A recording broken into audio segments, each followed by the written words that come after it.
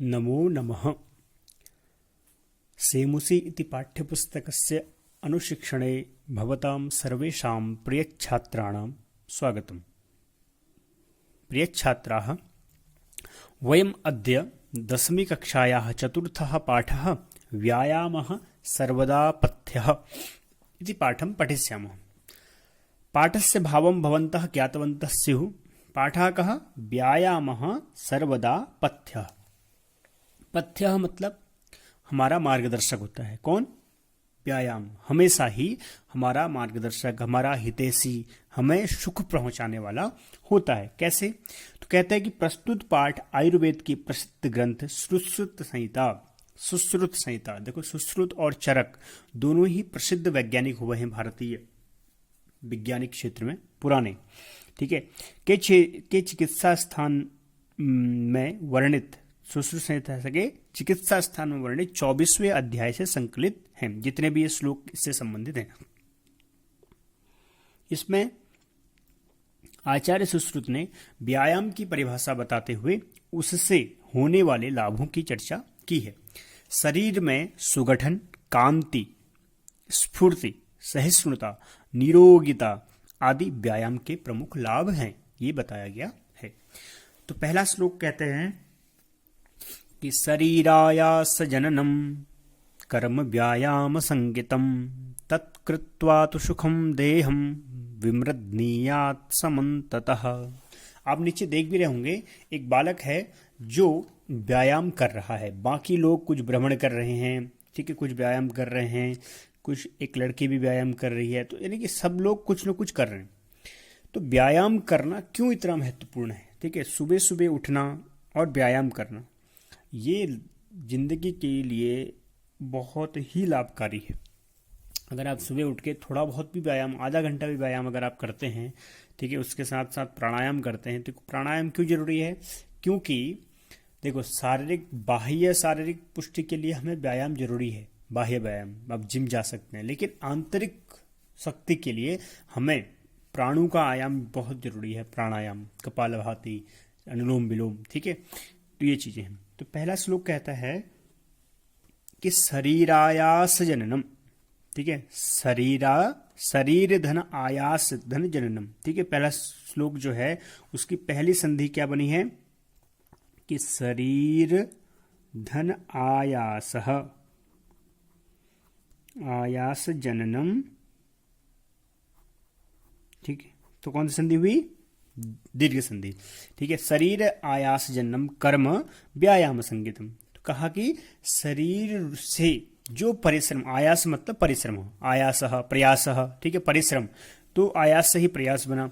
तो शरीर के द्वारा जो आयास किया जाता है, जो परिश्रम किया जाता है, वही परिश्रम रूपी कर्म क्या कहलाता है? व्यायाम संगीतम, व्यायाम कहलाता है, ठीक है। तत्कृत्वा तो सुखम देहम समन्ततः विमृतनीयात्, ये इसका अन्वय बनेगा। बाकी पहली लाइन पूरी वही रहेगी। शरीरायास जन्नम कर्म व्यायाम संगीतम तत्कृत्वा सुखम देहम तु समन्ततः विमृतनीयात्, ठीक।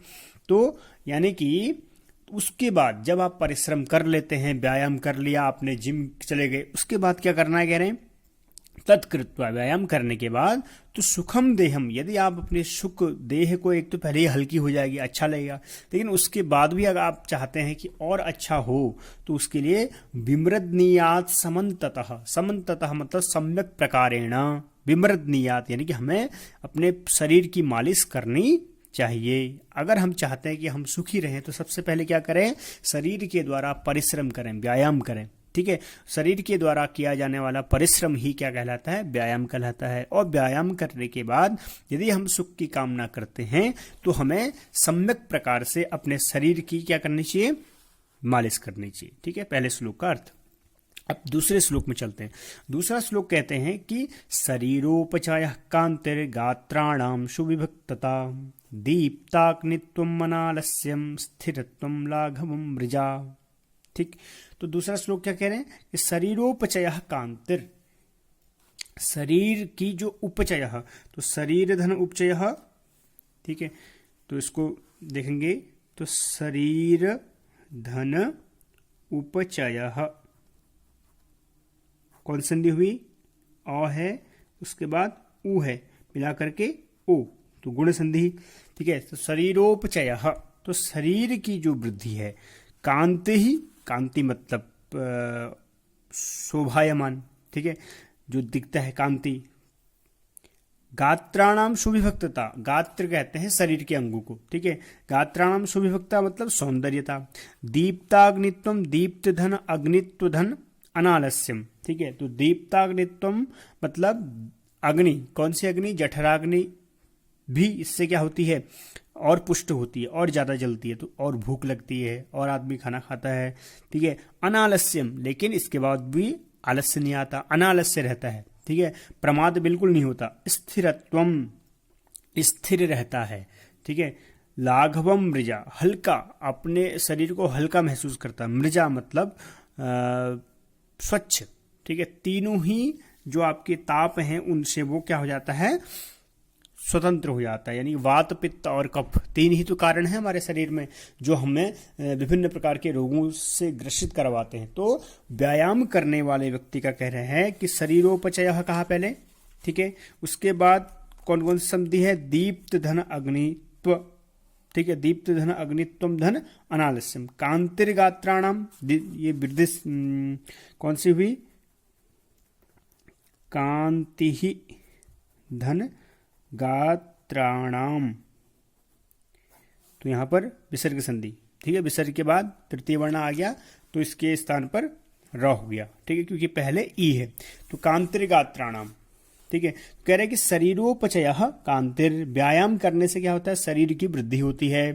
कांति ही गात्राणाम, और अंगों में क्या होता है? एक अलग ही प्रकार की चमक आती है। आप देखते होंगे जो व्यायाम करने वाला व्यक्ति होता है उसकी कांति अलग ही होती है, उसकी चमक, मुख की चमक ही अलग होती है। सुविभक्तता, और वो सौंदर्यशाली होता है, बहुत ही सुंदर लगने वाला होता है, हृष्ट पुष्ट सुडौल, ठीक। दीप्ताग्नित्वम अनालस्यम, और उसकी जठराग्नि भी बहुत तेज होती है, वो जो खाता है जल्द से पच जाता है। अनालस्यम, कभी उसको आलस्य नहीं आता। स्थिरत्वम, वो स्थिर रहता है, अपने में स्थिर रहता है, यानी कि बहुत ज्यादा उसका वेट नहीं बड़ा होता है, ठीक है, बहुत कम भी नहीं होता है, यानी कि स्थिर होता है। लाघवम मृजा, वो भले ही वेट से 70% हो, लेकिन उसका अपने आप को वो कैसा महसूस करता है? हल्का महसूस करता है। तो लाघवम मृजा, ठीक है। और वो स्वच्छ रहता है, क्योंकि हर प्रकार से स्वस्थ भी रहता है और स्वच्छ भी रहता है, तो इसलिए वात, पित्त और कफ तीनों से स्वच्छ रहता है, ठीक। तीसरा में कहा कि श्रम क्लम पिपाशोष्ण शीतादीनां सहिष्णुता आरोग्यम चापि परमं व्यायामाद उपजायते। तो उपजायते उत्पन्न होता है, किम किम उत्पन्न होता है? कि श्रम क्रम पिपाशोष्ण, यानी कि श्रम करने से जो थकान होती है, ठीक है, और पिपासा होती है, प्यास लगती है, उष्णता लगती है, शीत लगती है। सामान्य रूप से जो सामान्य व्यक्ति होता है उसको श्रम करने से क्या होता है? बहुत ही क्लम होता है, यानी कि थकान हो जाती है, पिपासा लगती है, उष्णता लगती है, शीत आदि लगती है, ठीक है, ठंडे में ठंडा। लेकिन जो व्यक्ति व्यायाम करता है उसको परिश्रम करने के बाद जो लगने वाली थकान है, प्यास है, उष्णता है, ठंडा है, वो सहन करने की शक्ति आ जाती है। सहिष्णुता मतलब सहन करने की शक्ति उसमें आ जाती है। आरोग्यम चापि परमं व्यायामादुपजायते, कौन सी संधि होगी इसमें? व्यायामादुपजायते। तो व्यायामात धन उपजायते, ठीक है। व्यायामात धन उपजायते, तृतीय वर्ण परिवर्तन हो गया, ठीक है, तो बन जाएगा व्यायामादुपजायते, ठीक है। तो श्रम क्रम पिपाशोष्ण, यानी कि श्रम से, परिश्रम से उत्पन्न जो थकान होती है, ठीक है, थकान के बाद और क्या होता है?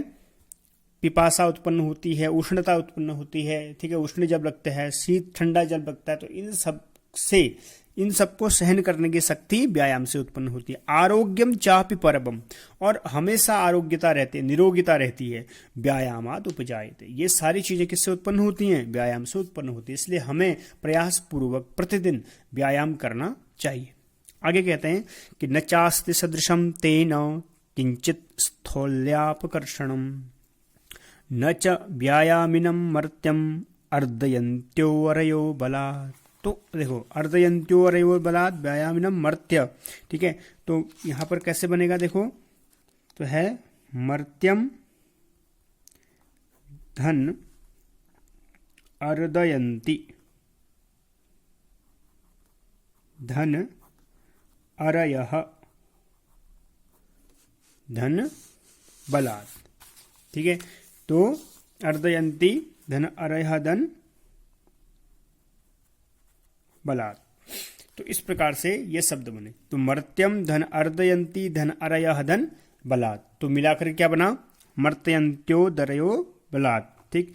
तो मर्त्यम धन अर्धयन्ति कौन सी संधि हुई? अनुस्वार संधि। विसर्ग के बाद, यानी कि इसके बाद यदि स्वर आता है मौ की बात, तो उसमें मिल जाता है। तो यहाँ पूरा मिल गया, मर्दयंती बन गया। अब ती के बाद क्या है? यहाँ पर असमान स्वर है। तो असमान स्वर होने की वजह से ती के बाद असमान स्वर है, ठीक है।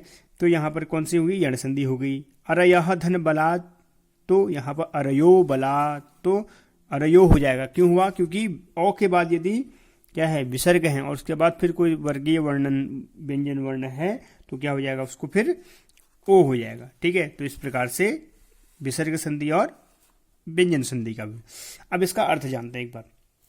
कहते हैं कि अर्धयन्ति अरयः बलात्, तो न चास्ति सदृशम तेन किंचित स्थौल्यापकर्षणम, यानी कि न तेन सदृशम, यहां से स्टार्ट करेंगे। तेन सदृशम किंचित स्थौल्यापकर्षणम नास्ति, न चास्ति, ठीक है। यानी किसके समान? व्यायामी, व्यायाम के समान, व्यायाम करने के समान। स्थौल्यापकर्षण, अपकर्षणम, अपकर्षणम मतलब कम करना, उसको संकुचित करना।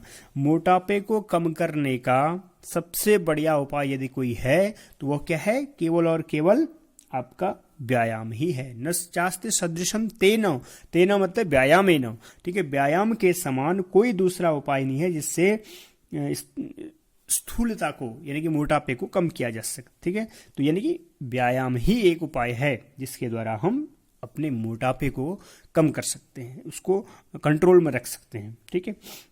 न च व्यायामिनम मर्त्यम अर्धयन्त्यो अरयो बलात्, तो इसकी हमने विच्छेद किया था, तो क्या बनेगा कि व्यायामिनम मर्त्यम व्यायामिनम, माने कि मरणशील व्यायामी व्यक्ति को भी, ठीक है, चाहे वो मरणशील ही क्यों ना हो, मरने वाला ही क्यों ना हो, मरणशील व्यायामी व्यक्ति को भी अर्धयन्तो, अरयः, अरयः मतलब शत्रु, ठीक है, उसके शत्रु बलपूर्वक न अर्धयन्ति, न मारयन्ति, नहीं मार सकते हैं, ठीक है। जो व्यायामी होगा वो भले ही मरणशील क्यों न हो, भले ही उसमें कोई शक्ति नहीं है, लेकिन फिर भी उसके शत्रु उसको बलपूर्वक नहीं मार सकते। ये फायदे किसके हैं? व्यायामी व्यक्ति के हैं, या व्यायाम करने वाले, व्यायाम करने से ये सारे फायदे हैं। तो इसलिए हमें प्रयास पूर्वक प्रतिदिन सुबह कम से कम 15 से 20 मिनट या 30 मिनट मैक्सिमम, ठीक है, उससे आगे आप आपकी अपनी क्षमता के अनुसार आप कर सकते हैं। तो कम से कम इतना तो व्यायाम हमें करना चाहिए, जिससे कि हमें हमारे शरीर में चमक आएगी। हमारा शरीर, सबसे बड़ी बात है कि संतुलित रहेगा, ठीक है। तो अगर हम चाहते हैं कि हमारा शरीर संतुलित रहे तो हम क्या करें? व्यायाम करें, ठीक है। तो आज केवल 4 श्लोक इसके जाने हमने। कल हम इसके बाकी जो अन्य श्लोक हैं उनको भी जानने का प्रयास करेंगे, ठीक है। तो तब तक के लिए नमस्कारः, नमो नमः।